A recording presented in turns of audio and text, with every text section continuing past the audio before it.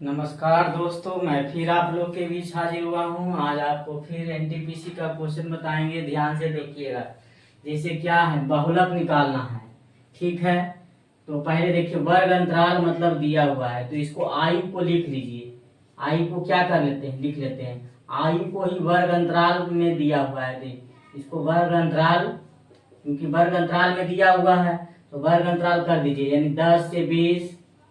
उसके बाद देखिए 10 से 20, 20 से 30, 30 से 40, 40 से 50, 50 से 60, 60 से 70 और 70 से 80। ये वर्ग अंतराल दिया हुआ है। ठीक है, वर्ग अंतराल दिया हुआ है। और उसके बाद क्या, मरीज की संख्या दिया हुआ है। मरीज की संख्या, मरीज की संख्या यानी फ्रीक्वेंसी दिया हुआ है, यानी बारंबारता दिया हुआ है। मरीज की संख्या मतलब बारंबारता दिया हुआ है। ठीक है, मरीज की संख्या मतलब बारंबारता दिया हुआ है। बारंबारता कितना है, 29, यानी यहाँ पर है 29। 10 से 20 में है 29, और ये क्या है, 20 से 30 में है 35, 30 से 40 में है 25, उसके बाद 10, उसके बाद 18, उसके बाद 34, उसके बाद 17। यहाँ इसको क्या करिए, मिटा देते हैं। ठीक है, क्योंकि ये क्या दिया हुआ है, फ्रीक्वेंसी आपका क्या किया हुआ है, फ्रीक्वेंसी आपका दिया हुआ है। ठीक है, इससे कोई दिक्कत नहीं। अब हम जानते हैं कि बहुलक का फार्मूला क्या होता है। पहले लिख लीजिए, बहुलक का फार्मूला होता है क्या। बहुलक बराबर होता है L plus FO minus F1 बटा 2FO minus F1 minus F2 गुना H। ठीक है, ये होता है बहुलक का क्या होता है, फार्मूला होता है L plus FO minus F1 minus F2 गुना H। अब देखिए, जो इसमें जो सबसे ज्यादा मरीज की संख्या को क्या कर लिख सकते हैं, फ्रीक्वेंसी, इसको हम बोल सकते हैं। तो जिसकी फ्रीक्वेंसी सबसे ज्यादा होगी वही आपका क्या होगा, बहुलक वर्ग होगा। तो बताइए किसकी फ्रीक्वेंसी इसमें सबसे ज्यादा है, 35 का। तो 35 मेरा क्या होगा, यही आपका क्या होगा, बहुलक वर्ग हो जाएगा 35। ठीक है, इसको काटने का मतलब हो गया L, जहाँ L क्या होता है, बहुलक वर्ग की निम्न सीमा। तो निम्न सीमा बहुलक वर्ग ये हो गया, यही हो गया फ्रीक्वेंसी। जिसकी फ्रीक्वेंसी सबसे ज्यादा वो बहुलक वर्ग हो गया। तो ये बहुलक वर्ग हो गया, इसकी सबसे एल होता है निम्न सीमा, बहुलक वर्ग का निम्न सीमा। तो निम्न सीमा 30 और 20 में सबसे निम्न कौन है, 20। तो यहाँ 20 हो गया, plus FO minus F1, FO minus F1। तो देखिए FO माइनस F1, FO कौन होगा, FO जो होगा ये क्या होगा, ये जो बहुलक वर्ग का जो है फ्रीक्वेंसी, यही क्या होता है, FO होता है। और इसके जस्ट पहले वाली क्या होता है, F1 होता है। इसके जस्ट बाद वाली क्या होता है, F2 होता है। अब इसी को बैठा दीजिए, FO माइनस F1 यानी कितना हो गया, 35 माइनस कितना हो गया, 29 बटा 2FO।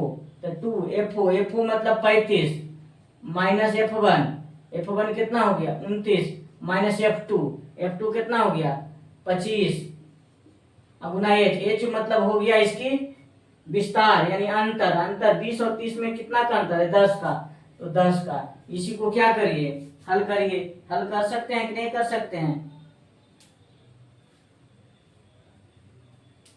हल करिए इसको। तो कितना हो जाएगा, देखिए 20 अब प्लस ये कितना हो गया, 35 में से 29 या 6 अब बटा ये, देखिए 35 दूना 70, 70 में ये दोनों को घटा दिए, 9 5 14 के 4, बाकी 1 2 2 4 1 5, यानी कितना हो गया, 10 में से 4 गया 6, यानी 16 हो गया। अब गुना कितना 10।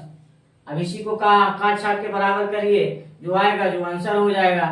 तो देखिए ये कितना हो जाएगा, 2 तिया 6 और 2 8 16। ठीक है, 2 चौके 8, 2 5 10, यानी 5 तिया 15, यानी कहने का मतलब हो गया 20 अब प्लस 5 तिया 15 बटा 4। अब बताइए 15 बटा 4 को क्या लिख सकते हैं, 4 तिया 12, यानी हो जाएगा 20 प्लस 4 तिया 12, 4 से भागा दीजिए 15 में, तो 4 तिया 12, 3 जीरो दशमलव, 4 सत्ते 28, 2 जीरो, 4 पचे 20, यानी 3.75, यानी कितना हो गया 20 और 3 23.75। अब देखिए 23.75 किस में है, ऑप्शन नंबर किस में है, सी में है। ठीक है, यही ऑप्शन क्या हो जाएगा, आंसर हो जाएगा। अब देखिए कहता है एक खोखला गोलाकार कोश है जो इतना सेंटीमीटर स्क्वायर घनत्व वाली धातु से बनी हुई है जिसका आंतरिक और बाह्य त्रिज्याएं इतना सेंटीमीटर और इतना सेंटीमीटर है। तो खोल कोश का अनुमानित वजन ज्ञात करिए। खोल कोश मतलब होता है खोखला, खोल कोश का मतलब होता है खोखला गोला का आयतन पूछ रहा है। तो खोखला गोला का आयतन क्या होता है, 4/3 pi into RQ minus RQ, यही होता है खोखला गोला का आयतन।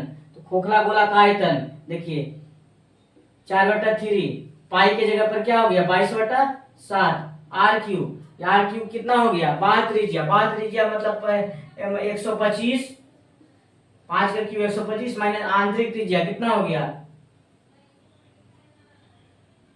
2 दूना 4 दूना 8।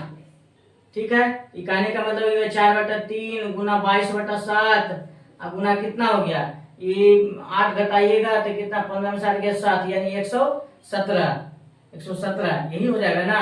अब गुना, अब देखिए ये कितना कहता है कि ये क्या चीज में आ गया, सेंटीमीटर क्यूब में आ गया। ये क्या चीज में आ गया, सेंटीमीटर क्यूब में। अब देखिए इतना ग्राम सेंटीमीटर घनत्व, 1 ग्राम सेंटीमीटर घनत्व का आ गया, 1 ग्राम सेंटीमीटर का घनत्व का आ गया। लेकिन हमको पूछ रहा है कितना ग्राम सेंटीमीटर घनत्व वाली बना है, 28 ग्राम। तो इससे में 28 से क्या करिए, गुना कर दीजिए। यही आपका काट छाट के आंसर करिएगा, आ जाएगा। अब देखिए काटते हैं 7 से, 7 चौके 28, ठीक है, 3 से काटता है 7 काटे 9, 3 से काटिए,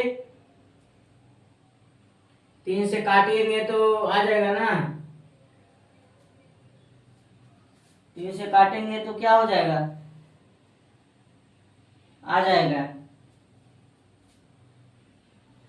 3 से काटिएगा तो कितना बार में आ जाएगा, 3 तिया 9, 3 तिया 9 और 3 9 27, यानी कहने का मतलब हो गया 22 चौके 88 गुना 39 गुना कितना हो गया 4। ये क्या चीज में आ गया, सेंटीमीटर क्यूब में। लेकिन हमको वजन किस में खोज रहा है, केजी में खोज रहा है।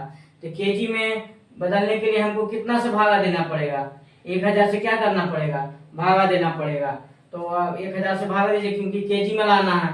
तो बताइए अब कितना, इसको पहले गुना कर दीजिए, 832 के 2 बाकी 3, 832 के 2 बाकी 3, 832 से 3 35, अब गुना कितना हो गया 39।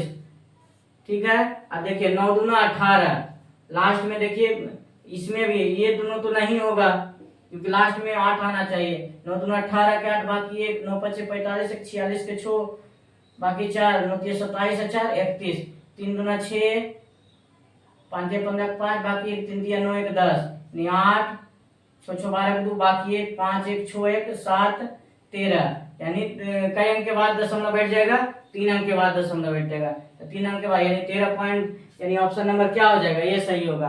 अगर मेरा वीडियो अच्छा लगा हो तो लाइक और सब्सक्राइब जरूर करें।